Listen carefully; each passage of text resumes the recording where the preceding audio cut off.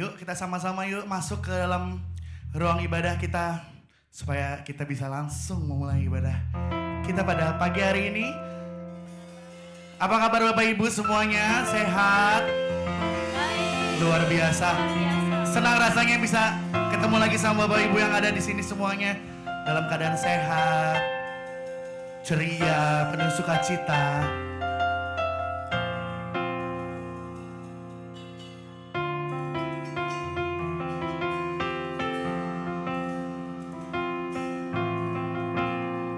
Sebelum kita memulai ibadah kita pada pagi hari ini, mari kita sama-sama berdoa Bapak Ibu.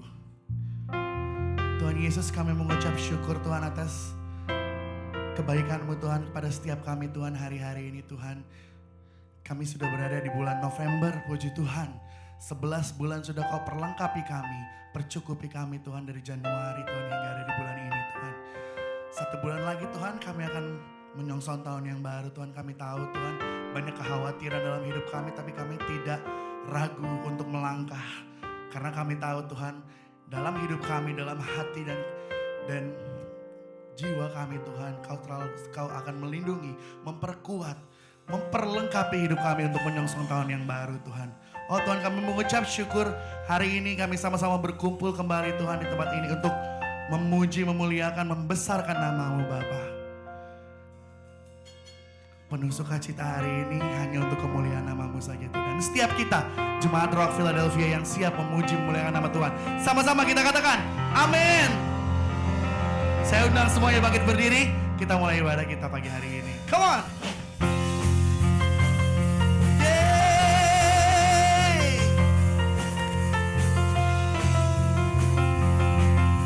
Tepuk tangannya boleh di atas kepala yuk. Buat Tuhan gak boleh setengah-setengah.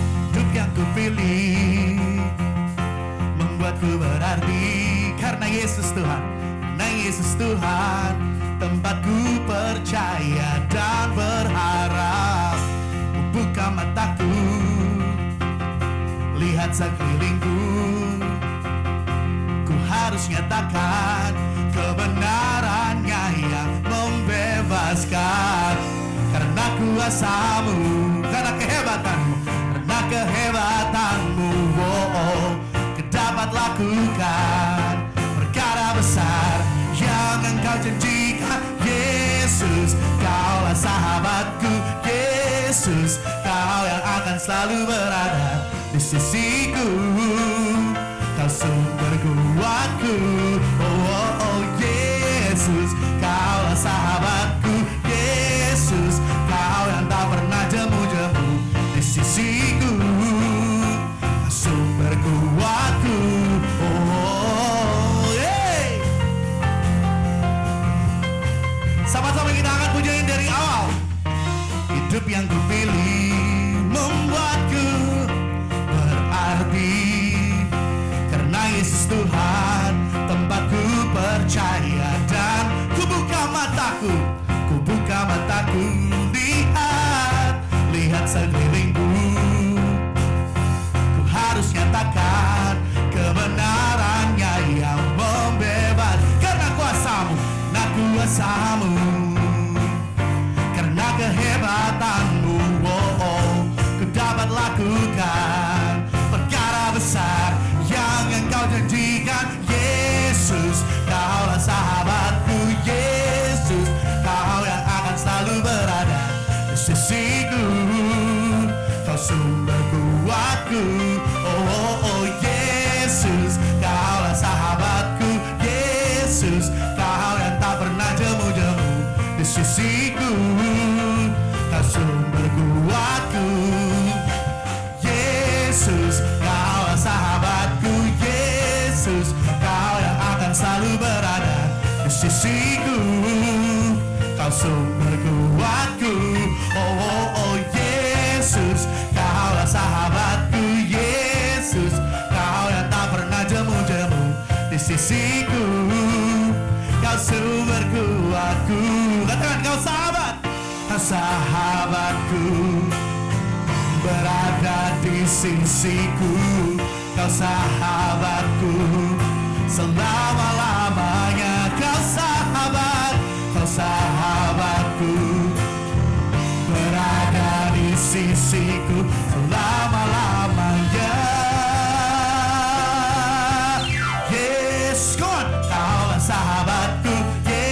Yesus, Kau yang akan selalu berada di sisiku. Kau sumber kuatku. Katakan Yesus, Yesus, Kaulah sahabatku. Yesus, Kau yang tak pernah jemu-jemu di sisiku. Kau sumber kuatku. Oh, Yesus, Kaulah sahabatku. Yesus, Kau yang akan selalu berada di sisiku. Kau sumber kuatku. Oh, oh, Yesus, Kaulah sahabatku. Yesus, Kau yang tak pernah jemu-jemu di sisiku. Kau sumber kuatku.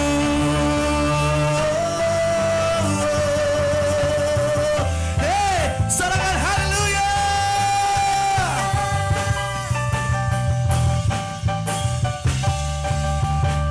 Hey.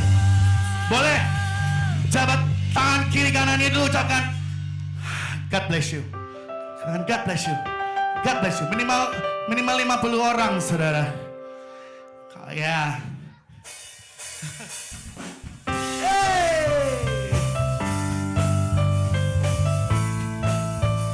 Sama-sama yuk. 3. Na na na na na. Na na na na na na. Na na na na na. Haleluya. Haleluya, ku memuji-Mu Tuhan. Karena kasih-Mu tak berkesudahan. Biar yang bernafas memuji Sang Raja. Di mana? Di atas gunung dan di dalam samudra. Tanganku ku angkat padamu, mensyukuri rahmat yang Kau beri. Kakiku Melompat bagimu. haleluya. Selamat. Boleh saya lihat tangannya semua di atas yo. Bersyukurlah kepada Tuhan, sebab Ia baik, sebab Ia baik. Bahwasanya untuk selamanya, kasih setianya, kasih setianya. Na na na na na. Na na na na na. Na na na na na. Katakan haleluya. Haleluya, ku memuji-Mu Tuhan. Karena kasih-Mu tak berkesudahan. Ya ya. Bernafas Memuji Sang Raja. di Atas gunung dan di dalam tanganku. tanganku. Ku angkat padamu, mensyukuri rahmat yang kakiku melompat. Kakiku melompat. Haleluya. Sebab rahmat-Mu baru setiap hari. Bersyukurlah kepada Tuhan, sebab Ia baik, sebab Ia baik. Bahwasanya untuk selamanya, kasih setianya, kasih setianya. Bersyukurlah kepada Tuhan, sebab Ia baik, sebab Ia baik. Bahwasanya untuk selamanya, kasih setianya, kasih setianya. Na na na na na na. Na na na na na na. Na na na na na na. Na na na na na na. Na na na na na na. Na na na na na na. Na na na na na na na. Sorakan haleluya. Haleluya. Silakan duduk Bapak Ibu.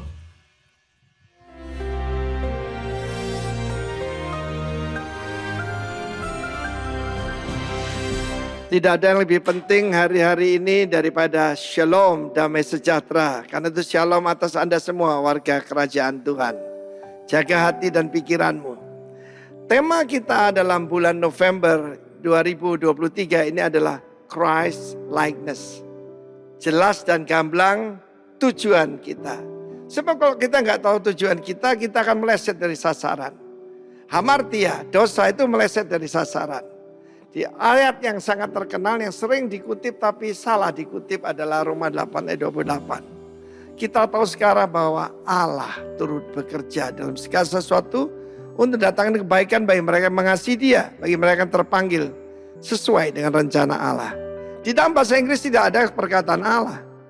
Ya, di sini nanti kita punya pemikiran yang keliru, sebab banyak faham yang mengatakan bahwa iblis itu adalah instrument of God.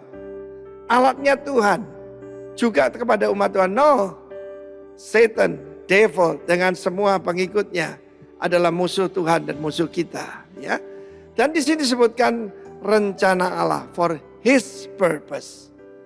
Langkah kemenangan pertama bukan rencana kita, tapi rencana Tuhan. Ayat 29. Semua orang yang dipilihnya dari semula, di sini predestinate. Ya, kita tahu bagaimana, saya tidak percaya bahwa ada yang ditentukan binasa, ada yang ditentukan selamat, tidak. Tapi rencana Allah in his foreknowledge. Mereka juga ditentukannya semula menjadi apa? Serupa dengan gambaran putranya. Supaya anaknya itu menjadi yang bukan satu-satunya. Yang sulung dari antara banyak saudara. Ya, sering saya pakai bahasa Surabaya, Tuhan Yesus itu kode saya, kakak tertua, lauta, kakak terbesar. Artinya kita ini adiknya Tuhan Yesus, saudara, yang sudah dilahirkan baru. Dan mereka yang ditentukan dari semula itu, saudara saya, mereka dipanggilnya, dan mereka yang dipanggil, kita lihat ya, ditentukan, dipanggil, kemudian dibenarkan, baru dimuliakan. It's a process. Jadi serupa dengan gambaran anaknya itu conform. Bukan transform ya, tapi conform. Conform itu berarti dengan kekuatan, dengan tekanan. Tentu saja kalau kita melihat bagaimana, yaitu Christ likeness. Ibrani pasal 2 mengatakan dengan penderitaan. Tidak ada orang suka penderitaan. Kapan itu ada seorang pengkhotbah yang mungkin dia maksudnya joking, dia berkata, I give my wife 3 rings. 3 cincin. Engagement ring, cincin pertunangan, wedding ring, dan suffering katanya. Dan mereka semua ketawa, rupanya ngaku dosa rame-rame. Tapi kita melihat di sini the purpose of God. Mike ini diciptakan for a special purpose. Dipakai jadi palu bisa, dibuat mulek sambal bisa juga. Tetapi itu namanya misuse, salah mempergunakan ya. Saudaraku, kalau kita tidak mengerti tujuan untuk diciptakan, maka kita akan menyalahgunakannya. Dan dengan jelas rencana Allah menjadikan kita seperti Kristus. Christ likeness. Dan kita tahu bagaimana Kristus mengalami dibully, dianiaya, dihina, diludahi, dicerca, terakhir dianiaya dan disalib. Untuk apa? Menjadi sempurna. Kristus disempurnakan dengan penderitaan. Karena itu dia bisa berteriak, tetelestai, sudahlah genap. Demikian juga, memang bangga jadi adiknya Tuhan Yesus. Tapi sejak saya menjadi pengikut Kristus, maka pembentukan terjadi. Salah mengerti, dikatain orang, dihina, diancam dan sebagainya. Tapi saya mengerti, kita tahu, bukan Allah turut bekerja dalam segala sesuatu.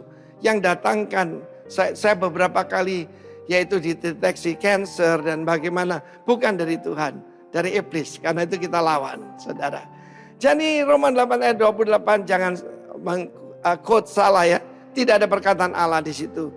Bukan Allah turut bekerja. No, dia cuma memberikan kebaikan dan mengubah kita menjadi seperti Kristus. Haleluya. Amin. Amin. Selamat pagi menjelang siang semua untuk Anda di sini. Gimana kabarnya hari ini? Seharusnya lebih semangat, kan dapat 1 jam ekstra tidur semalam, saudara. Senang sekali bertemu dengan Anda semua. Kalau ini pertama kali Anda hadir di tempat ini, nama saya Rosid, saya dipercayakan untuk jadi gembala dari gereja Rock yang ada di kota Philadelphia ini. Saya akan menyampaikan beberapa pengumuman, setelah itu kita akan melakukan persembahan dan ada perjamuan kudus yang sebentar lagi kita akan lakukan, saudara. Jadi pengumuman seperti biasa, shoebox itu due date-nya, kalau Anda lihat Christmas shoebox di mana kita memberikan dan membagikan sukacita Natal kepada anak-anak di seluruh dunia, itu due date-nya 2 minggu dari sekarang, saudara. Jadi minggu depan itu tanggal 12, lalu tanggal 19 itu terakhir kali Anda bisa membawa shoebox Anda. Kalau udah lewat, saudara, kids, I'm gonna ask you to do some push-up if you don't be quiet. No, but anyway, Tanggal 19 November adalah 19 ya, 19 apa 16 ya Claire ya? 19 ya, 19 November. Dan kalau Anda punya pertanyaan, Anda bisa tanya Nadia atau Claire di sini. Nadia angkat tangannya, Claire angkat tangannya tentang shoebox. Lalu tentang retreat Thanksgiving kita. Ini ada Nana di sini. Bagi Anda yang punya pertanyaan, Nana, please raise your hand. Ada tentang retreat, Anda bisa tanyakan dia. Selain dari itu, pengumuman seperti biasa, paling mudah untuk Anda terkoneksi dengan kita. Anda bisa like social media kita. Kita punya Facebook, Instagram, punya YouTube, kebaktian dan pesan sermon kita atau khotbah kita di-upload di YouTube setiap minggunya, saudara. Jadi itu aja pengumuman hari ini. Kita akan berdoa untuk persembahan kita, lalu kita akan melakukan perjamuan kudus. Setelah itu kita akan mendengarkan firman Tuhan. Bolehkah Anda berdoa bersama dengan saya? Bapa yang ada di surga, terima kasih atas hari yang luar biasa ini. Terima kasih Engkau kumpulkan kami di sini sebagai gerejamu, Tuhan. Terima kasih atas komunitas dan keluarga yang Tuhan sudah tempatkan di sekeliling kami. Tuhan, kami dedikasikan ibadah kami semua untuk hormat dan kemuliaan nama-Mu. Semua yang kami lakukan hari ini hanya untuk-Mu saja ya Tuhan. Kami juga berdoa untuk persembahan yang sebentar lagi kami akan berikan. Ingatkan kami Tuhan bahwa semua yang kami punya, semua yang kami bisa itu berasal daripada Tuhan. Semua yang ada di tangan kami semua berasal daripada Engkau saja. Teach us to be a good steward. Ajarkan kami supaya kami bisa menjadi pengelola yang baik atas berkat yang Tuhan berikan dalam kehidupan kami. Berikan kami hikmat sebagai gereja-Mu ya Tuhan, untuk mengelola keuangan dengan baik. Hal-hal yang sudah dipercayakan oleh jemaat dan oleh Tuhan, kami boleh mengelolanya sedemikian rupa, sehingga menjadi berkat bagi banyak orang. Kami mengucap syukur, hanya di dalam nama Tuhan Yesus kami sudah berdoa. Yang percaya sama-sama katakan, amin. Selamat memberi. Sambil memberikan persembahan, kita angkat pujian ini.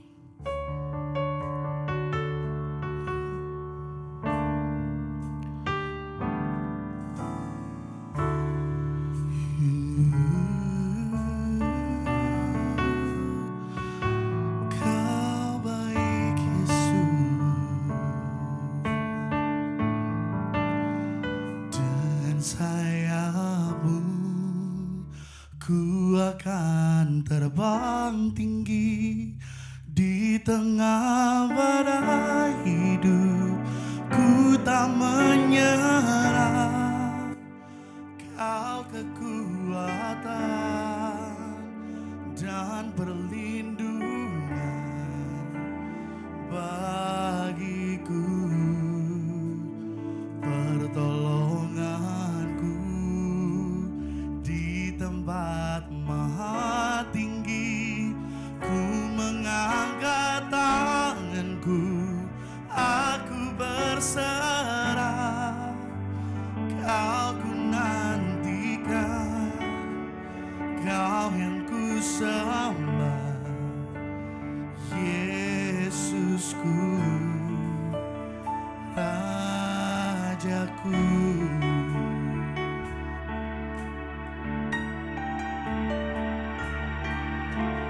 Firman-Mu berkata Kau besertaku, maka kuat roh dan jiwaku. Tangan-Mu Tuhan, tangan-Mu Tuhan selalu ku nantikan. Di setiap langkah ku percaya, dengan sayap-Mu ku akan terbang tinggi di tengah badai hidup. Ku tak menyerah, Kau kekuatan dan perlindungan bagi pertolongan kami Tuhan, pertolongan-Mu di tempat maha tinggi. Ku mengangkat tanganku, aku berserah. Kau ku nantikan, Kau yang ku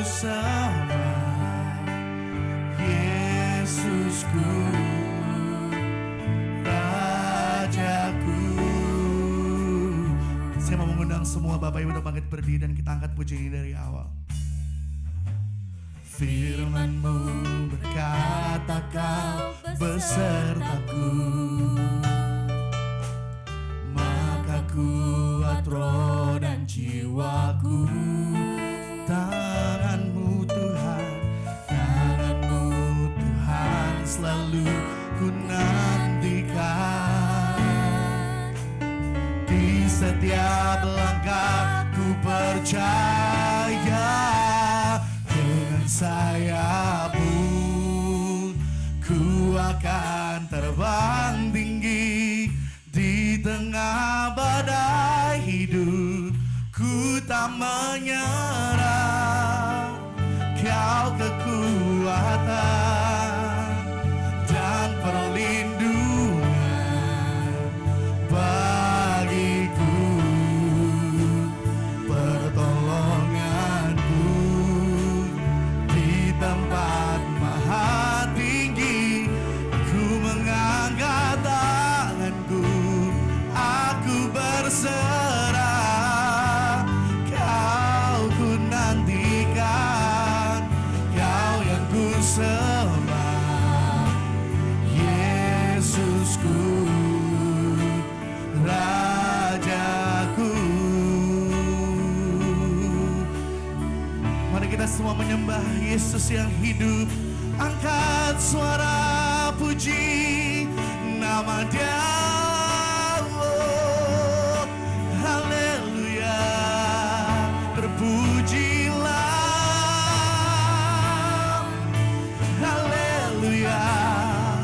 Termasyurlah, tiada yang lain selain nama-Mu. Oh, Kau baik, ramah baik, Yesus. Haleluya. Oh, Jesus, You are great. You do miracles so great. There's no one else like You. There is no one else like You. Oh, Jesus, Jesus, Kau besar.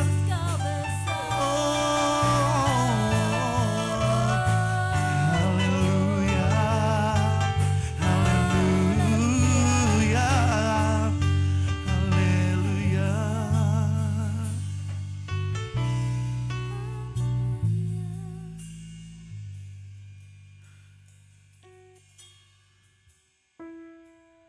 Dengan sayap-Mu ku akan terbang tinggi. Tengah badai hidup ku tak menyerah. Kau kekuatan dan perlindungan bagiku, pertolonganku di tempat maha tinggi. Ku mengangkat tanganku, ku berserah. Kau ku nantikan, Kau yang ku sembah, Yesusku, Rajaku. Oh, dengan sayap-Mu ku akan terbang tinggi. Ku mengangkat tanganku, aku berserah. Kau kekuatan dan perlindungan bagiku, pertolonganku di tempat maha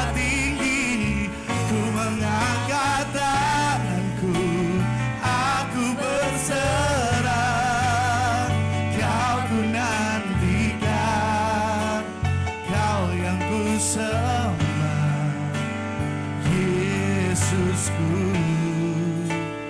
Rajaku.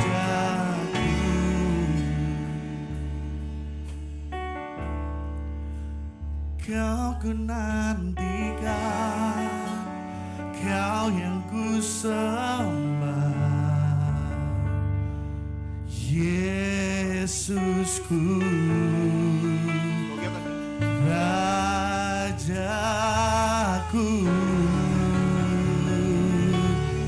Berikan kemuliaan buat Allah kita.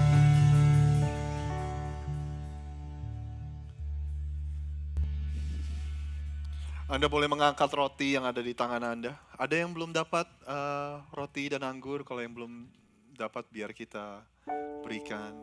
Ada? Semua dapat?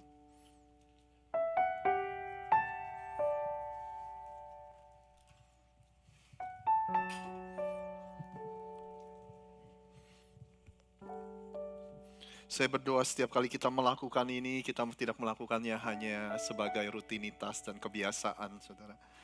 Mengingatkan kami, atau mengingatkan kita semua bahwa di awal gereja lahir, gereja mula-mula mereka bertemu di dalam rumah-rumah setiap hari, dan mereka memecah-mecahkan roti, dan ini adalah sesuatu yang luar biasa, saudara. Karena janji Yesus bahwa ini adalah tubuhnya Dia. Dan kita ada di dalam Dia, Dia ada di dalam kita, saudara. Jadi biar ini tidak menjadi sebuah rutinitas, tapi melainkan sesuatu yang kita hargai. Jadi Anda boleh mengangkat roti ini. Sebab apa yang telah aku teruskan kepadamu telah aku terima dari Tuhan. Yaitu bahwa Tuhan Yesus pada malam waktu Ia diserahkan, Ia mengambil roti. Dan sesudah itu Ia mengucap syukur atasnya. Lalu Ia memecah-mecahkannya dan berkata, inilah tubuhku yang diserahkan bagi kamu. Perbuatlah ini menjadi peringatan akan aku. Bapak, Ibu, dan teman-teman semua, gereja Tuhan di tempat ini. Kalau Anda percaya ini adalah tubuh Kristus yang dikorbankan di atas kayu salib. Untuk membayar dosa dunia ini termasuk dosa Anda dan dosa saya. Anda boleh memakannya di dalam nama Bapa, Putra, dan Roh Kudus di dalam nama Tuhan Yesus.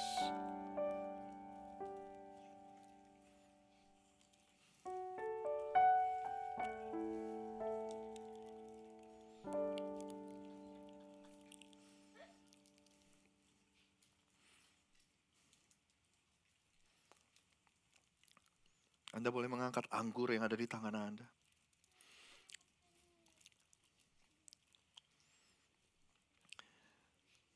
Demikian juga Ia mengambil cawan sesudah makan. Lalu berkata, cawan ini adalah perjanjian baru yang dimateraikan oleh darah. Perbuatlah ini setiap kali kamu meminumnya menjadi peringatan akan aku. Bapak, Ibu, dan teman-teman semua gereja Tuhan di tempat ini, kalau Anda percaya bahwa cawan yang ada di tangan Anda ini adalah darah Kristus yang dicurahkan di atas kayu salib untuk membasuh bersih dosa dunia ini, termasuk dosa Anda dan dosa saya. Kalau Anda juga percaya bahwa darah Kristus adalah sumber hidup dalam kehidupan kita. Kalau Anda percaya darah Kristus juga mempunyai kuasa untuk merubah kehidupan kita, untuk menyembuhkan sakit penyakit kita. Kalau Anda percaya bahwa darah Kristus mempunyai kuasa untuk memulihkan kehidupan setiap kita. Kalau Anda percaya semua itu, Anda boleh meminumnya di dalam nama Bapa, Putra, dan Roh Kudus di dalam nama Tuhan Yesus.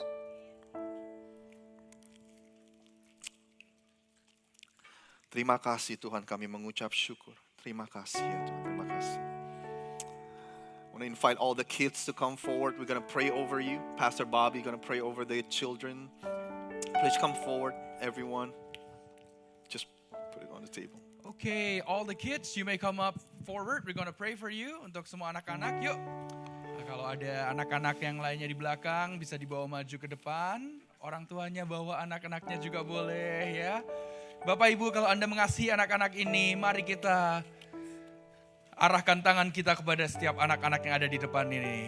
Let's stretch our hands to the kids. Karena firman Tuhan bilang, Biarkanlah anak-anak itu datang kepadaku, jangan halangi mereka karena seperti mereka lah yang empunya kerajaan surga.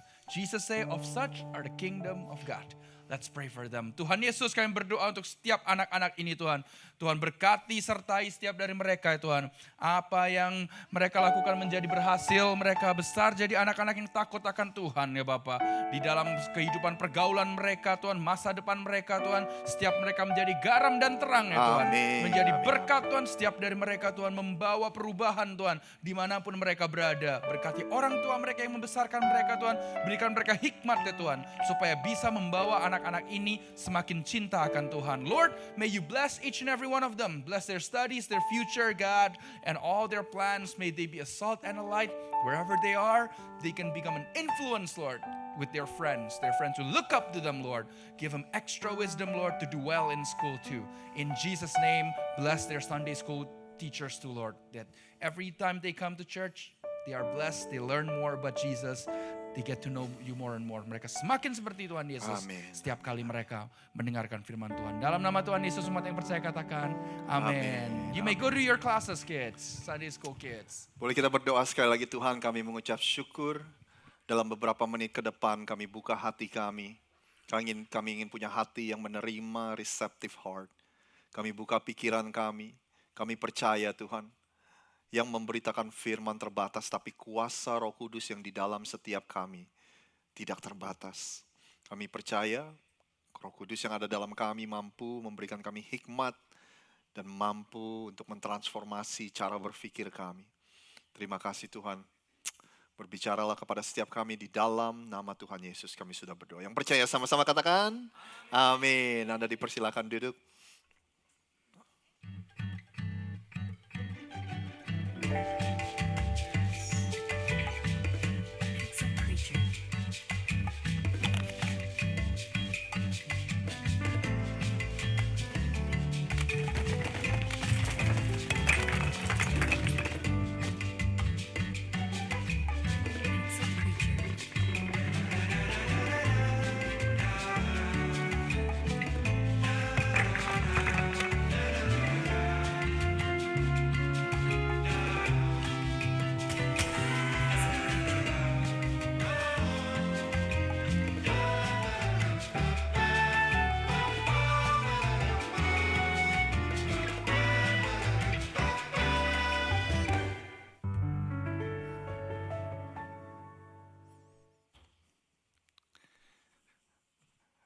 Ada seorang anak laki-laki berumur sekitar 11 tahun.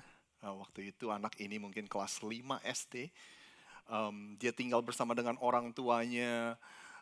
Lalu suatu hari sekelompok teman dari anak-anak ini main-main ke rumahnya. Lalu di tengah-tengah kesibukan orang tuanya yang sedang bekerja, anak ini mengajak sekelompok teman-temannya itu untuk naik ke lantai 2, lalu masuk ke dalam kamarnya. Yang kebetulan di dalam kamarnya itu ada TV dan ada mesin untuk memainkan ini. Ada yang masih ingat apa ini saudara? Ya, yang tahu apa ini ketahuan nih umurnya nih saudara. Ya, Anda mungkin mesti menjelaskan sama anak-anak Anda apa ini. Lalu sekelompok teman-teman anak itu memutarkan VHS ini dan ketika dinyalakan, dipencet play, untuk pertama kalinya anak berumur 11 tahun ini, kelas 5 SD, terekspos dengan yang namanya pornografi, saudara. Dan nama dari anak itu adalah Rosid. Anak itu cerita yang ada, anak yang ada dalam cerita itu adalah saya sendiri, saudara. Nah hari ini kita akan melanjutkan, kayaknya ini bukan slide-nya deh. Bukan ya, salah ya saya ya. Coba teman-teman yang slide, coba ada di Dropbox ada yang namanya Sex Talk Part 2 Indo. Sex Talk Part 2 Indo. Nah jadi kita akan melanjutkan percakapan kita tentang seks. Minggu lalu kita tanya boleh kali ya sekali-sekali atau mungkin nggak sekali-sekali. Secara konsisten kita bicarakan topik seks ini di dalam gereja. Karena kalau di rumah kita nggak bicarakan, di sekolah nggak ada yang bicarakan, terus gereja juga nggak membicarakannya, terus kita belajar dari mana, saudara? Nah, minggu ini kita akan secara spesifik membicarakan tentang hal ini, pornografi, saudara. Orang-orang bilang gini, bahwa pornografi sebenarnya sudah menjadi pandemi dalam kebudayaan kita. Anda masih tahu, masih ingat pandemi itu apa? Di mana semua orang dewasa dan anak kecil, semua orang sudah tahu betapa mudahnya hari-hari ini untuk mengakses yang namanya pornografi, saudara. Jadi sekali lagi, hari ini kita akan mencoba untuk membicarakan topik ini dalam beberapa menit ke depan. Nah, kembali ke cerita saya tentang terekspos dengan pornografi di usia 11 tahun, saudara. Kalau misalnya kita ada kesempatan sharing-sharing dan kita sharing cerita kita, pertama kali gimana sih ceritanya kalian terekspos dengan yang namanya pornografi? Menurut saya pasti ceritanya nggak beda jauh, saudara. Ceritanya nggak beda jauh. Do you guys find it, by the way? Can you go to Dropbox? Ada gak Sex Talk Part 2? Oh, oke. Oke, that's okay then. Lalu saudara, kalau kita cerita sharing-sharing, pasti ceritanya sama, saudara. Bahwa suatu hari ada kita lagi cari-cari barang di rumah, tiba-tiba kita menemukan majalah. Itu kan zaman dulu ya, saudara, majalah kah atau film kah yang mungkin punya papanya, mungkin punya kakaknya, atau mungkin kita nginep di rumah sepupu kita. Mungkin pakai yang versi bahasa Inggris boleh, Marco. Kita nginep di rumah sepupu kita yang lebih tua, lalu mereka menunjukkan film itu kepada kita. Mungkin kalau zaman sekarang ceritanya seperti ini, saudara. Anak-anak lagi ngerjain PR di komputer, mereka nge-google, saudara, mereka dengar istilah dari temannya yang mereka nggak ngerti, mereka google, lalu saudara, akhirnya mereka menemukan hal-hal seperti itu. Ceritanya pasti nggak jauh-jauh beda dari seperti itu, bagaimana anak-anak itu terekspos dengan yang namanya pornografi. Tapi kalau kita bayangkan, saudara, di zaman saya umur 11 tahun, itu sekitar tahun awal 90-an, awal 91 gitu, saudara. Ya kan, zaman itu kita belum mengenal yang namanya internet. Benar ya, saudara ya? Belum ada internet, saudara. Jadi kalau kita pikir, belum ada smartphone, untuk pornografi bisa masuk atau bisa datang ke dalam kehidupan anak umur 11 tahun, itu sangat luar biasa. Ya kan, mereka selalu punya cara untuk menemukan kehidupan anak-anak itu. Bahkan kalau kita pikir-pikir lagi, waktu kita umur 11 tahun, saya masih tinggal di Indonesia. Anda masih ingat gak? Kalau kita nonton film nih, film Amerika, ada adegan ciuman lebih dari 3 detik. Itu kena sensor. Anda masih ingat gak? Ya, itu kena sensor, saudara, dengan badan sensor Indonesia waktu itu. Jadi menurut saya sangat luar biasa kalau kita hidup di negara seperti itu, di zaman yang belum ada internet, tapi pornografi menemukan jalannya untuk masuk ke dalam kehidupan anak-anak, saudara. Nah, jadi saya rasa kalau kita sebagai orang tua nih, zaman sekarang nih, kita nggak boleh terlalu naif lah. Ya kan, ini mungkin ya sifat alami orang tua. Saya juga mikirnya seperti ini, Anda juga mikirnya seperti ini. Bahwa anak kita udah anak yang paling polos lah, saudara, ya kan. Yang lain mungkin gak polos, tapi kalau anak kita masih innocent banget. Anak kita masih gak tahu apa-apa banget. Itu udah sifat natural orang tua, saudara. Tapi saya rasa kalau kita boleh jujur, zaman sekarang kita gak boleh lah naif-naif. Kita tahu betapa mudahnya pornografi ini masuk ke dalam kehidupan kita semua. Anda masih bersama saya? Sedikit tegang ngomongin topik ini, saudara. Anda tahu gak, statistik berkata seperti ini. Bahwa setiap detik, saudara, ada 28.258 orang yang nonton pornografi. Setiap detik, 28.000 orang lebih. Setiap detik, pornografi itu mendapatkan pendapatan keuangan $3.075. Pemasukannya $3.000 lebih setiap detik. Ini adalah industri yang sangat besar, saudara. Mereka bilang gini, 1 in 5 of mobile searches is about pornography. Jadi kalau ada orang yang lagi coba nge-google pakai telepon, 1 dari 5 orang itu sedang meng-google atau mencari tahu tentang yang namanya pornografi, saudara. Untuk anak para remaja, 94% dari anak-anak sudah melihat pornografi sebelum mereka berumur 14 tahun. Ini research kalau nggak salah 2016. Rata-rata umur di mana anak pertama kali terekspos dengan pornografi adalah sama dengan cerita saya, yaitu 11 tahun. Anda mau dengar statistik di dalam gereja? 80% dari orang yang rutin pergi ke gereja, mereka juga rutin melihat yang namanya pornografi.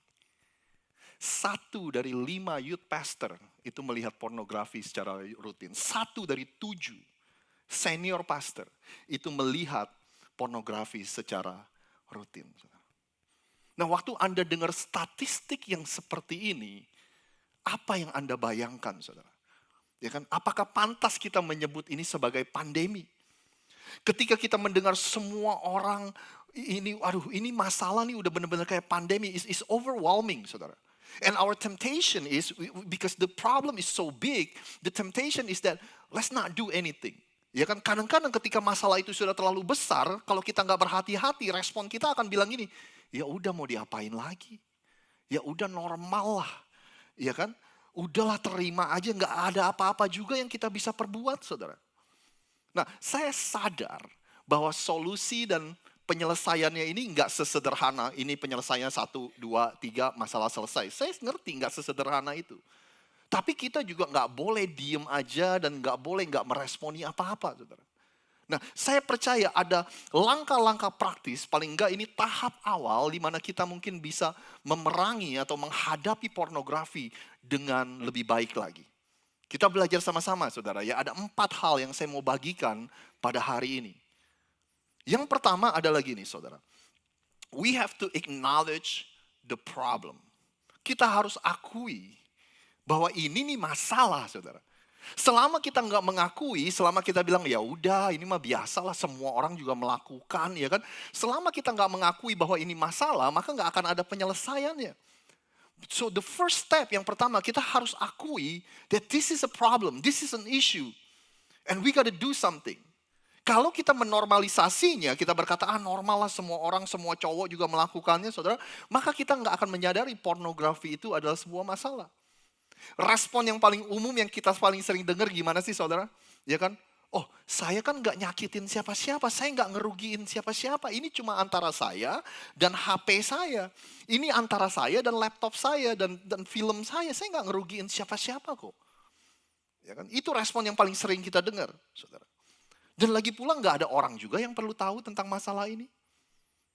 Atau seringkali yang kita bilang adalah gini, saudara. Ini kan hal yang saya lakukan waktu saya muda. Nanti kalau suatu hari saya sudah settle, saya sudah menikah, saya sudah agak tua, saya juga akan berhenti melakukan ini. Saudara. Anda mau tahu pemikiran yang kayak gini menurut saya ini adalah sebuah ilusi, saudara. Ini bukan cuma buat pornografi aja, Anda pasti tahu ini. Bahwa ketika kita punya kebiasaan jelek, itu nggak akan mudah buat kita main berhenti aja. Benar ya saudara ya?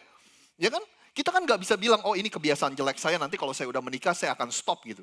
Namanya juga kebiasaan, nggak akan semudah itu. Demikian juga pornografi, sama saudara. Sekitar 14-15 tahun yang lalu,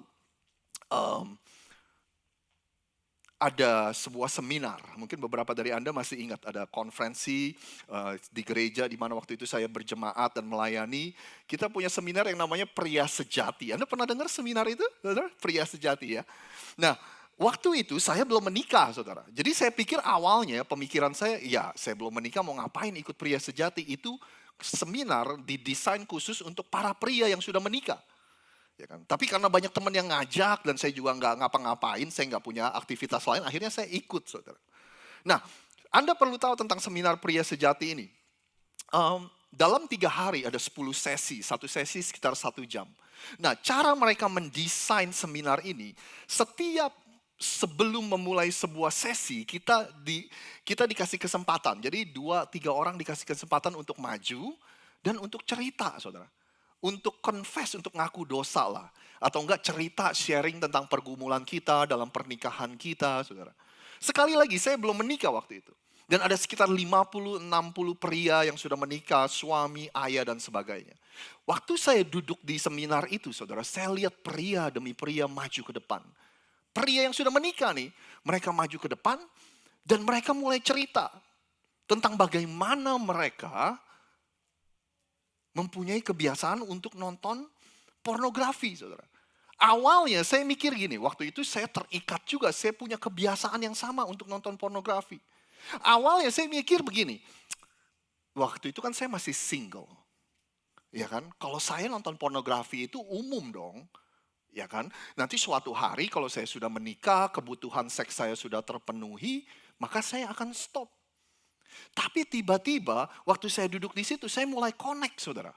Loh, tapi kok buktinya ini pria-pria yang sudah menikah, yang kebutuhan seksnya itu terpenuhi, kok masih melihat pornografi? Dan saya mulai saya mulai connect, saudara. Saya mulai mengerti dan bisa mengambil kesimpulan bahwa oh ternyata permasalahan pornografi ini jauh lebih besar, jauh lebih dalam dari apa yang saya kira. Ini bukan sekedar orang ini udah menikah atau belum, kebutuhan seksnya udah terpenuhi atau tidak terpenuhi, saudara. Tapi ini adalah sesuatu yang kebiasaan yang gak mudah untuk seseorang stop atau lepas begitu saja, saudara. Kitab Ibrani bilang gini, hendaklah kamu semua penuh hormat terhadap perkawinan, saudara. Dan janganlah kamu mencemarkan tempat tidur sebab orang-orang sundal dan penjina itu akan dihakimi Allah. Jadi penjina itu atau kata zina itu berasal dari kata Yunani pornos, saudara. Disitulah kita mendapatkan kata pornografi, pornos. Jadi menurut ini saudara, kita membawa pornografi ke dalam hidup kita membawa pornografi ke dalam pernikahan kita, itu bukan sesuatu yang Tuhan kehendaki. Pernikahan itu harus dijaga, pernikahan itu harus dihormati, suami kita harus dihormati, istri kita harus dihormati, ranjang pernikahan kita juga harus dihormati. Statistik berkata gini, pornografi yang dibawa masuk ke dalam pernikahan, itu berujung kepada hal-hal yang negatif, saudara. Dia bilang gini, saudara, 56% dari pasangan yang membawa pornografi itu masuk ke dalam pernikahan mereka, itu pada ujung-ujungnya salah satu dari pasangan itu, biasanya si cowok, saudara ya, terobsesi, jadi terobses dengan website-website pornografi, jadi terikat, saudara. Bahkan 68% kasus perceraian terjadi ketika mereka membawa pornografi ke dalam pernikahan mereka. Karena seringnya mereka ada di website-website itu, akhirnya mereka bertemu seseorang, bertemu lawan jenis dan akhirnya affair terjadi, saudara. Bahkan 70% dari wanita yang suaminya terikat dengan pornografi, mereka mengalami depresi, PTSD, saudara, depresi. Jadi biasanya ketika istri menemukan suaminya itu mempunyai kebiasaan nonton pornografi, pada akhirnya mereka terluka, saudara. Karena mereka tahu mereka nggak akan sanggup untuk menyaingi apa yang dilihat di film-film itu. Nah yang pertama, saudara, itu kita harus akui that this is a problem. We have to acknowledge the problem. Yang kedua, saudara, menurut saya yang kita bisa lakukan is get educated and be informed. Mengedukasi diri kita dan dapatkan informasi. Anda masih bersama saya, saudara? Ya. Terkadang, saudara, kalau kita nggak mengedukasi diri kita akan mudah dikelabuhi dengan istilah-istilah yang kita pikir harmless atau itu nggak berbahaya, saudara. Ya kan, makanya kita pakai istilah gini, film orang dewasa. Ya kan, saudara. Film dulu istilahnya apa? 17 tahun ke atas gitu ya, saudara ya. Jadi istilah-istilah itu membuat kita berpikir, oh kalau saya sudah dewasa, film ini oke buat saya. Kalau saya udah berumur sekian tahun ke atas, film ini oke buat saya, saudara. Hal-hal seperti itu yang akhirnya membuat kita, karena kita nggak mengedukasi, we don't educate ourselves. Nah, waktu pornografi itu mulai marak, terutama waktu zaman di mana media itu dengan mudah ada, saudara ya, zaman-zaman film ini, terus udah gitu masuk ke zaman internet, itu menjadi lebih mudah, saudara. Banyak sekali gereja-gereja dan orang Kristen, bahkan organisasi-organisasi yang khusus menangani pernikahan, keluarga, dan anak-anak, mereka udah bilang pornografi ini dampaknya sangat-sangat buruk buat pernikahan dan keluarga. Ini banyak sekali menghancurkan pernikahan dan keluarga. Dan tentu saja orang-orang di luaran sana meresponinya dengan ini, aduh dasar gereja kuno. Orang-orang Kristen itu tuh pikirannya sempit, apa-apa nggak boleh, apa-apa nggak boleh, saudara. Tapi hari ini Anda bisa cek penelitian baik di dunia Kristen maupun penelitian sekuler, semua berkata bahwa pornografi itu berdampak negatif dalam kehidupan kita dan keluarga kita, saudara. Dengan kata lain, coba deh Anda cari, saudara. Hampir nggak ada penelitian yang bilang gini, pornografi membuat orang itu menjadi lebih bahagia dalam pernikahan mereka. Nggak ada kesimpulan penelitian yang berkata seperti itu. Bahkan para psikolog dan ilmuwan berkesimpulan bahwa pornografi itu bukan seperti narkoba. Pornografi itu adalah narkoba, saudara. Pornography is not like a drug. Pornography is a drug, saudara. Anda mengerti maksud saya? Jadi ketika seseorang menonton pornografi, otak kita mengeluarkan zat yang namanya dopamin. Dopamin itu ketika zat yang keluar ketika kita merasakan kenikmatan, saudara. Nah, ketika seseorang mengkonsumsi seperti heroin dan sebagainya, itu kekuatan dopamin atau banyaknya zat dopamin yang keluar itu 15 kali lebih banyak. Jadi pornografi itu ya istilahnya light versionnya of heroin gitulah, ya kan? Nggak sebanyak memproduksi dopamin seperti heroin, tapi tetap aja kesimpulannya sama, orang akan terikat dengan ini. Jadi ada buku yang ditulis oleh William Strutter, judulnya Wired for Intimacy. Artinya gini, kita ini diciptakan oleh Tuhan untuk sebuah keintiman. Nah, di buku ini diceritakan bahwa pornografi itu is hijacking our brain. Itu seperti mengambil alih otak kita tanpa permisi, saudara. Jadi intinya dia nulis gini, saudara.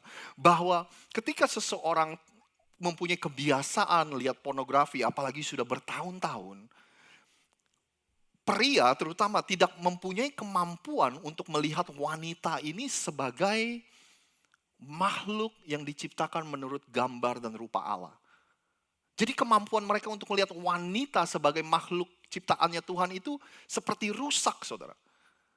Dengan kata lain, karena mereka mempunyai kebiasaan untuk nonton pornografi di mana wanita itu diperlakukan dengan tertentu. Bahkan dia bilang gini, saudara, bahwa ada jalur di otak kita, neural pathway. Jadi Anda bisa penulisnya memberikan ilustrasi seperti ini. Kalau Anda masuk ke dalam hutan, ya kan, Anda kan bisa pilih banyak jalan kan, ke kanan bisa, ke kiri bisa, ke samping, lurus bisa, saudara. Nah, tapi kalau Anda sudah pilih jalan, buat jalur, ada tapak Anda jalan gitu ya. Nah, semakin sering orang lewat, semakin sering kita lewatin, maka jalan itu menjadi jalur yang orang-orang lewati. Anda mengerti maksud saya, saudara? Semakin kita jalan, lewatin jalur itu, maka ini menjadi jalan gitu, saudara. Nah, itu yang terjadi di dalam otak kita. Setiap kali kita mengkonsumsi pornografi, otak kita mulai membuat jalan. Dengan kata lain, kita ini lagi sekolah, saudara. Dan di sekolah itu kita diajarin gini, untuk kamu bisa merasakan kenikmatan, nih jalannya lewat sini nih. Jadi bertahun-tahun kita mengkonsumsi pornografi, otak kita itu udah sekolah bahwa untuk jalan menuju kepuasan dan kenikmatan, ini jalurnya lewat sini. Nah, permasalahannya terjadi ketika, saudara, kita menikah. Ada salah satu profesor dari UPenn University of Pennsylvania, nggak jauh dari sini. Dia bilang gini, saudara, bahwa ketika kita mengkonsumsi pornografi, ada banyak masalah-masalah seksual dalam kehidupan kita, seperti ejakulasi dini, ketidakmampuan untuk berereksi, saudara. Tapi dia bilang juga gini, saudara, bahwa kita itu ketika kita nonton pornografi, kita sedang mengalami pengalaman seks yang tidak alami. Kalau kita kita lihat di majalah, kita lihat di internet, kita lihat di film, di layar, itu menurut dia bukan pengalaman seks yang alami, saudara.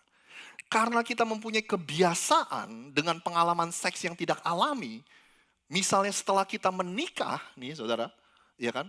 Ketika kita mempunyai pengalaman seks yang alami, kita nggak bisa merasakan yang namanya keintiman dan kepuasan, saudara. Karena kita sudah terbiasa dengan jalur ini. Otak kita sudah buat jalan ke jalur ini, saudara. Sedangkan ketika kita mempunyai pengalaman yang alami, seperti kita lewat jalan yang lain. Nah ketika kita nggak bisa ngalamin kepuasan, kita mikir gini, aduh jangan-jangan ada yang salah nih sama istri saya. Jangan-jangan ada yang salah nih sama suami saya. Makanya cerita yang tadi saya bilang, ada banyak orang yang sudah menikah pada akhirnya kembali ke jalan yang mereka sudah tahu, saudara. Karena mereka sudah sekolah bertahun-tahun bahwa kenikmatan dan kepuasan ini adanya di sini.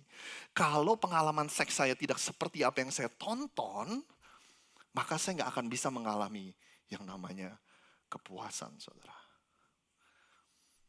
Makanya berbahayanya di situ, saudara.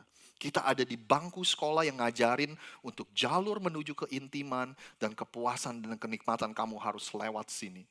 Kalau kamu mempunyai pengalaman yang alami, kamu gak akan bisa merasakan itu, saudara. Makanya tadi kita bilang, kebiasaan-kebiasaan kita waktu kita single, waktu kita belum menikah, kita pikir itu gak akan mempengaruhi masa depan kita. Tapi kenyataannya begitu kita menikah, ada kebiasaan-kebiasaan yang kita gak bisa lepas, saudara. Dan sekali lagi, waktu pasangan kita menemukan kita, waktu pasangan kita mulai tahu bahwa kita ini melihat pornografi secara rutin, hancur hatinya. Wanita atau istri merasa bahwa saya ini I cannot keep up with those women in the movie. Itu namanya juga film. Direkayasa, namanya juga film, itu acting. Mana bisa dibawa ke dalam dunia nyata, mana bisa dibawa ke dalam pernikahan yang nyata, saudara. Makanya yang kita butuhkan adalah yang namanya healing, kesembuhan. Kita mesti keluar, kita mesti drop out dari sekolah itu, saudara. Kita mesti tutup jalan ini secara permanen. Dan itu butuh waktu. Dan itu butuh pemulihan, butuh proses, saudara. Tapi bahasa Alkitabnya bilang gini, janganlah kamu menjadi serupa dengan dunia ini, tetapi berubahlah oleh pembaharuan budimu. Sehingga kamu dapat membedakan manakah kehendak Allah yang baik, apa yang berkenan kepada Allah dan apa yang sempurna, saudara. Be transformed by the renewing of your mind. Be transformed, biar cara berpikir kita ditransformasi, biar kita minta kuasa Tuhan dan kesembuhan Tuhan merubah cara pikir kita, membantu kita menutup jalan ini secara permanen, saudara. Yang pertama, akui bahwa ini adalah sebuah masalah. Acknowledge it that this is a problem. Yang kedua, get educated and be informed. Edukasi diri kita dan dapatkan informasi. Yang ketiga, saudara, bicarakan. Talk about it. Boleh Anda katakan bersama-sama dengan saya, bicarakan. 1, 2, 3, saudara. Bicarakan. Sekali lagi, 1, 2, 3. Bicarakan, saudara. Biasakan, dibuat normal dalam kehidupan kita untuk membicarakan hal-hal seperti ini. Selama saya menjadi youth pastor mungkin 3, 4, 5 tahun. Lalu saya menjadi lead pastor, jadi gembala 9 tahun terakhir, saudara. Saudara, saya paksakan diri saya untuk membicarakan topik-topik seperti ini. Kalau Anda tanya saya, Rosid, sejujurnya kamu nyaman gak sih? Saya gak nyaman juga, saudara, membicarakan hal-hal seperti ini. Anda pun mungkin duduk di sini mendengarkan kita membicarakan ini, karena kita belum terbiasa, maka kita gak nyaman, saudara. Tapi pertanyaannya gini, siapa di sini yang pernah duduk sama anak-anak Anda, lalu ngobrol dan menjelaskan tentang seks itu apa sih? Ada di sini? Ya, 1 orang. Ya. Ada lagi waktu Anda kecil, orang tua Anda pernah ngajak Anda duduk dan ngobrol dan menjelaskan tentang Anda seks itu apa? Ada di sini? Saya juga enggak, saudara. Ya kan? Sekali lagi pertanyaannya, kalau misalnya di rumah enggak diomongin, di sekolah nggak diomongin, terus kita di gereja nggak pernah ngomongin, terus yang ngajarin kita siapa, saudara? Ya paling Google, temen. Saya ingat beberapa tahun lalu ada salah satu jemaat, di waktu itu dia punya anak umur 13-14 tahun, saudara.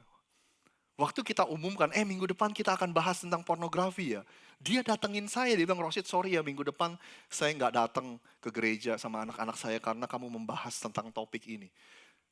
I'm okay with it, saya nggak apa-apa, saudara. Tapi saya cuma berdoa mudah-mudahan orang ini, ya kan setiap orang tua kan punya hak untuk menentukan apa yang baik dan enggak buat orang tuanya. Tapi saya cuma berdoa mudah-mudahan orang ini di rumah mereka akan mengedukasikan dirinya sendiri atau anaknya untuk ngobrolin tentang ini, saudara. Saudara, waktu saya berumur 11 tahun dan terekspos pertama kali dengan pornografi, saya berharap seperti ini.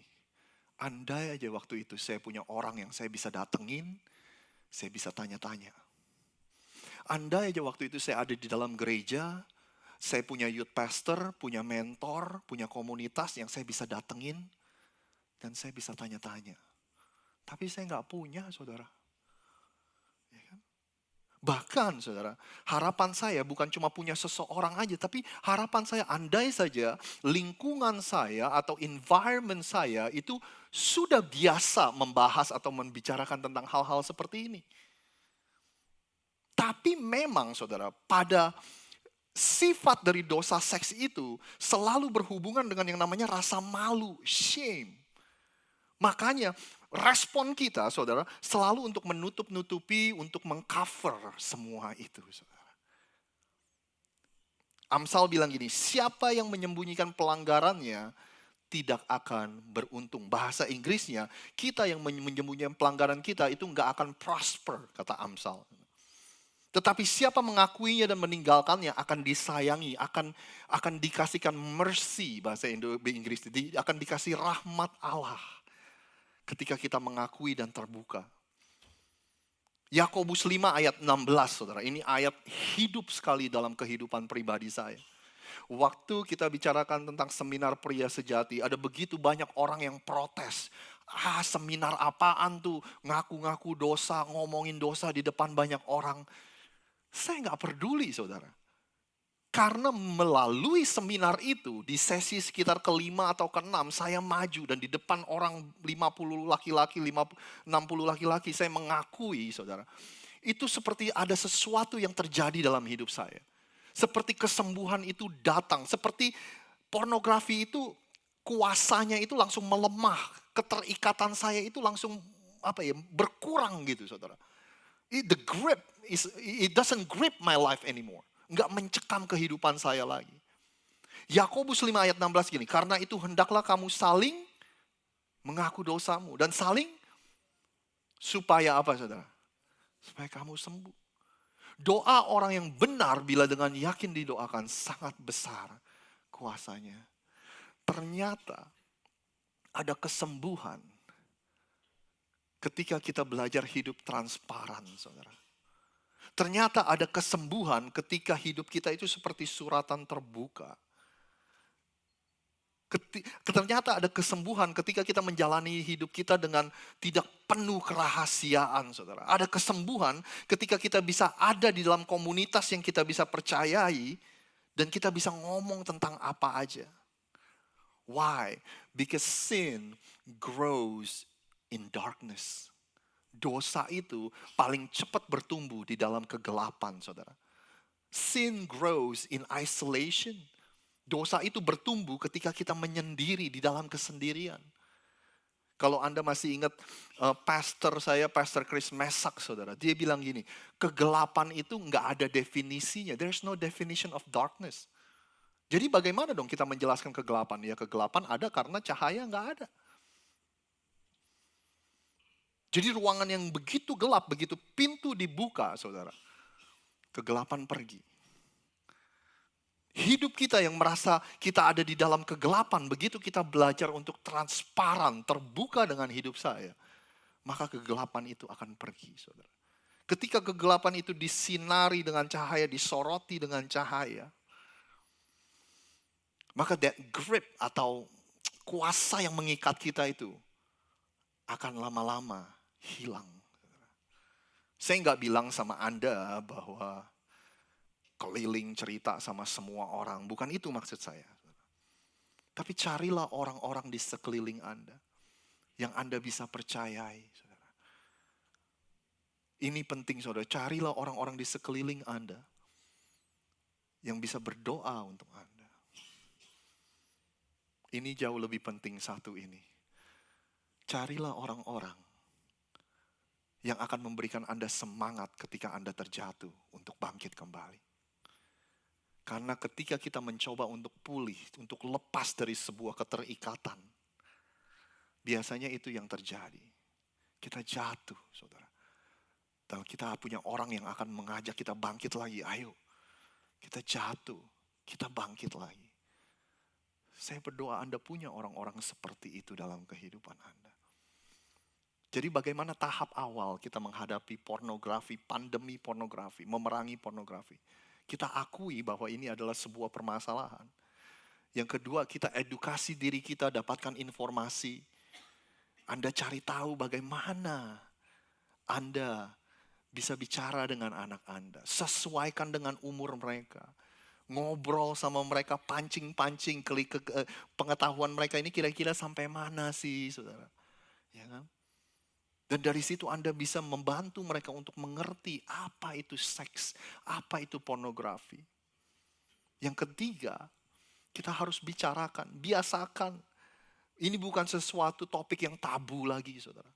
Ini bukan sesuatu topik yang kita nggak boleh bicarakan, kita biasakan bicarakan. Kita hidup dengan transparan supaya orang tahu pergumulan kita, supaya mereka berdoa buat kita. Yang terakhir, menurut saya ini yang paling penting, yang terakhir. You have to know there is hope. Ketahuilah bahwa ada yang namanya pengharapan. Hendra belum. Ketahuilah bahwa masih ada yang namanya pengharapan. Saudara. Roma 7, saya pakai bahasa Indonesia versi mudah dibaca. Saudara. Rasul Paulus bilang gini, aku gak mengerti apa yang aku lakukan. Aku tidak melakukan kebaikan yang aku ingini, melainkan kejahatan yang aku benci. Aku tidak melakukan kebaikan yang aku inginkan, aku justru melakukan kejahatan yang tidak ingin dilakukan. Coba saya tanya sama Anda. Bukankah ini yang seringkali kita rasakan? Kita pingin stop melakukan sesuatu yang kita tahu ini gak baik. Tapi kita gak bisa. Hal yang seharusnya kita lakukan, malah kita gak lakukan. Hal yang seharusnya kita gak boleh lakukan, malah kita lakukan. Ada yang mengalami ini seperti saya, saudara? Ya, saudara. Saya cerita sama Nana, kenapa ya? Habis makan Indomie itu saya bawaannya nyesel gitu, saudara. Kita udah tahu Indomie itu gak baik, tapi kita sikat, saudara. 2 bungkus, pakai telur 2 lagi, saudara. Tapi habis makan tuh nyesel, saudara. Ya kan, apalagi makannya jam 11 malam ya, Rian ya. Bukankah itu yang sering kita lakukan, saudara? Istri kita bentak, anak-anak kita bentak, saudara. Tapi setelah itu kita nyesel. Kita gak mau jadi orang tua yang seperti itu. Kita gak mau jadi suami yang seperti itu. Tapi guess what? Kita lakukan nanti, next time ya saudara. Kita ulangi saudara. Ya kan? Paulus bilang apa yang saya mau lakukan, saya gak lakukan. Apa yang seharusnya tidak saya lakukan, malah saya lakukan. Termasuk dengan hal pornografi ini. Udahannya kita nyesel, tapi nanti kita ulangin lagi. Makanya Rasul Paulus bilang gini, betapa celakanya diriku. Siapakah yang akan membebaskan aku dari tubuh yang membawa kematian kepadaku? Tapi puji nama Tuhan, Rasul Paulus gak berhenti di situ. Dia bilang gini, aku bersyukur kepada Allah. Karena melalui Yesus Kristus, Tuhan kita, aku dibebaskan. Aku dibebaskan dari ikatan yang itu tadi, saudara. Hal yang gak mau kita lakukan, yang gak seharusnya kita gak lakukan, kita lakukan. Hal yang seharusnya kita lakukan, kita gak lakukan. Ikatan, that circle, lingkaran setan itu kita dibebaskan. Kita dibebaskan dari perbudakan itu, saudara. Jawabannya adalah Yesus Kristus. Galatia 5. Masih pakai bahasa Indonesia versi mudah dibaca. Jadi aku berkata, hiduplah sesuai dengan pimpinan Roh Kudus. Dengan begitu kamu tidak akan berbuat jahat menurut keinginan manusiawi yang lemah. Izinkan Roh Kudus untuk memimpin kehidupan kita. Kelemahan manusiawi kita ingin apa yang berlawanan dengan roh. Sebaliknya, roh menginginkan apa yang berlawanan dengan keinginan manusiawi itu. Ayat berikutnya tolong ditampilkan. Kelemahan manusiawi itu keinginannya berlawanan dengan roh. Sebaliknya, roh menginginkan apa yang berlawanan dengan keinginan manusiawi kita. Dua hal yang berbeda ini saling berperang. Dan ini berarti bahwa kamu tidak bebas melakukan apa yang kamu inginkan. Ada tension, saudara. Ada peperangan seperti dalam diri kita antara mau melakukan kehendaknya Tuhan dengan sesuatu yang berlawanan dengan kehendaknya Tuhan. Lalu di ayat 24 dia bilang gini, barang siapa milik Kristus Yesus, ia telah menyalibkan daging dengan segala hawa nafsu dan keinginannya. Kita pantek di salib Kristus. Segala hawa nafsu dan keterikatan kita. Karena salib Kristus sudah memerdekakan setiap kita, saudara. Sebelum kita selesai, boleh gak saya tanya Anda pertanyaan yang sederhana aja. Percaya gak sih Anda bahwa Yesus adalah jawaban kehidupan kita? Percaya gak Anda bahwa kemerdekaan yang sejati buat kita itu datangnya dari Yesus? Percayakah Anda bahwa Yesus bisa menyembuhkan kita dan memerdekakan kita dari segala keterikatan? Percaya gak sih kita sama Yesus, saudara? Anda pernah gak janji sama orang? Terus kita bilang, oke, kita ketemuan ya jam 7. Terus orang itu bilang, oh ya udah kita ketemuan jam 7-an ya. Ya kira-kira jam 7 lah. Nah masalahnya kalau kita ngomong jam 7-an atau kira-kira jam 7, itu jam berapa ketemuannya, saudara? 7:05, apa setengah 8, apa 7:55, saudara? Ya kan? Kadang kita bilang iya ketemu jam 7-an, kira-kira jam 7 itu karena kita gak bisa komit, benar gak sih saudara? Nah bahayanya kalau Anda ditanya, Anda ini pengikut Yesus gak sih? Ya kira-kira lah begitulah saudara. Kamu percaya gak sih Tuhan itu sanggup? Sekarang juga, hari ini juga Tuhan sanggup. Ya kira-kira gitulah saudara. Ya kan? Kira-kira is not working saudara. Nggak ada khasiatnya kira-kira saudara. Nggak akan bisa. Makanya yang kita perlu yang namanya go all in. Artinya kita perlu sepenuhnya bergantung sama dia. Kita perlu sepenuhnya dipimpin oleh Roh Kudus saudara. Kita menaruh iman kita ke dalam dia dan dia saja. Yesus dan Yesus saja. Kita perlu yang namanya bergantung sepenuhnya. Dengan kuasa Tuhan, bukan dengan kekuatan kita lagi. Kekuatan kita nggak mampu kita untuk memerangi ini. Dan kalau Anda bergantung sepenuhnya, Anda surrender, berserah sepenuhnya. Janji dari Tuhan adalah gini saudara. Barang siapa yang percaya kepada dia, tidak akan dipermalukan.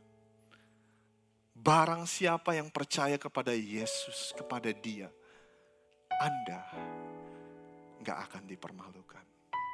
Boleh saya undang kita semua untuk berdiri? Saya percaya saudara, permasalahan ini, isu ini bukan hanya untuk pria saja. Tapi ada begitu banyak wanita, anak-anak, generasi yang akan datang yang begitu bergumul dengan hal ini. Bahkan salah satu penelitian berkata, ketika kita mempunyai kebiasaan dalam mengkonsumsi yang namanya pornografi, pada akhirnya itu membuat kita sangat kesulitan untuk merasa intim dengan Bapa kita di surga. Oleh sebab itu kita akan mengambil waktu beberapa menit sebelum kita selesai dan doa untuk penutup ibadah ini. Saya berdoa hari ini, di mana Anda dan saya sadar bahwa pertolongan Tuhan itu nyata dalam kehidupan kita.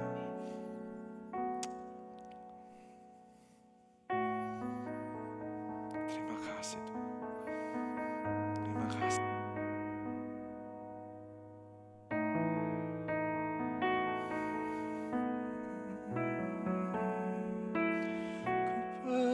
percaya Kau Tuhan yang tak pernah gagal menjadikanku lebih dari pemenang.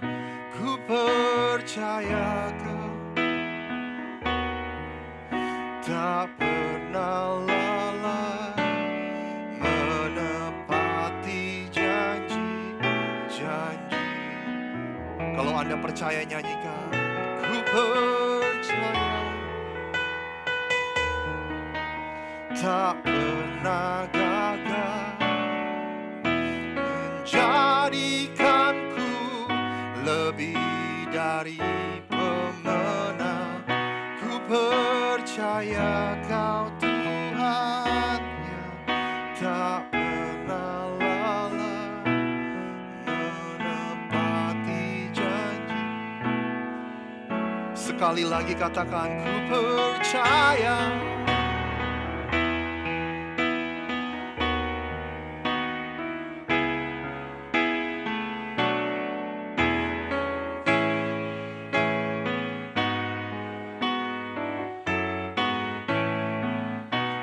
Percaya Kau Tuhan tak pernah lalai menepati. Nama Yesus yang berkuasa, hanya nama Yesus, hanya nama Yesus, hanya nama Yesus berikan ku pengharapan.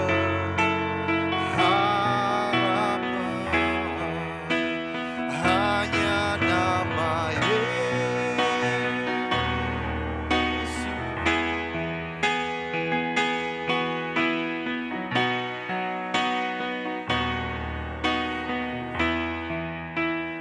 Hanya nama Yesus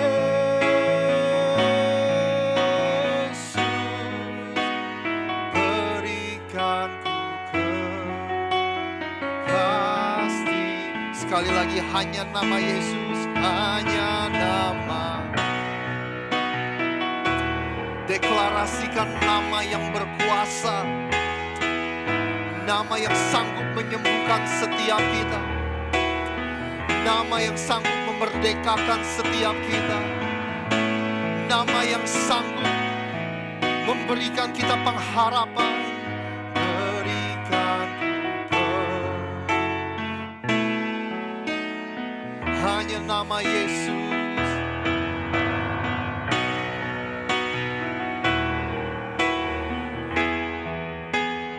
Hanya nama Yesus.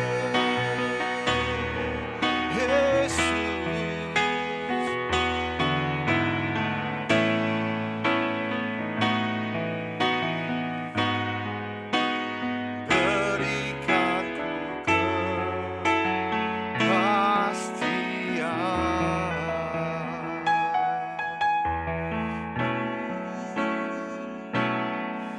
Janjimu seperti fajar pagi hari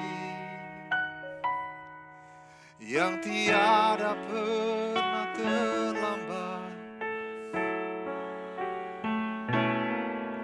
Janjimu seperti, terima kasih, dan ku tahu betapa dalam kasih-Mu. Janjimu Tuhan, janjimu seperti fajar pagi hari yang tiada pernah terlambat bersinar. Oh,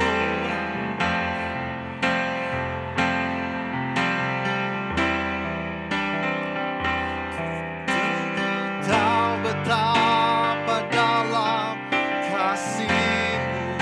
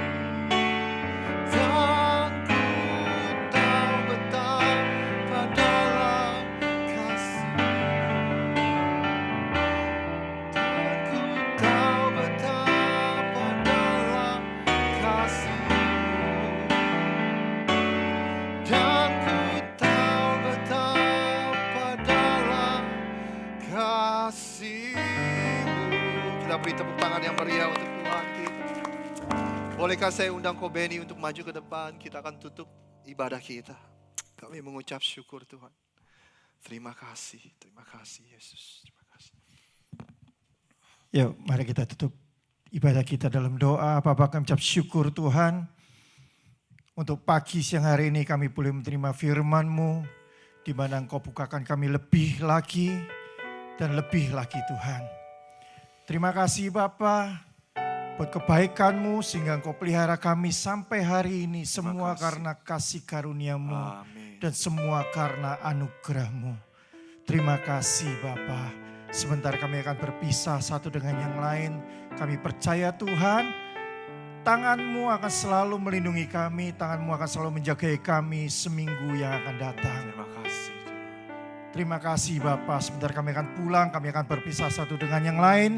Kami siap untuk menerima berkat Tuhan. Mari kita angkat tangan kita terima berkat dari Bapa kita di surga. Cinta kasih dan anugerah yang berlimpah-limpah dari Yesus Kristus serta persekutuan yang manis dengan Roh Kudus menyertai setiap kita mulai dari hari ini sampai selama-lamanya. Barang siapa yang kita percaya, kita terima berkat, sama kita katakan amin. Tuhan Yesus memberkati Tuhan saudara. Yesus memberkati. Anda Happy boleh kasih Sunday. salam samping kiri kanan Anda, katakan Happy Sunday. God bless you.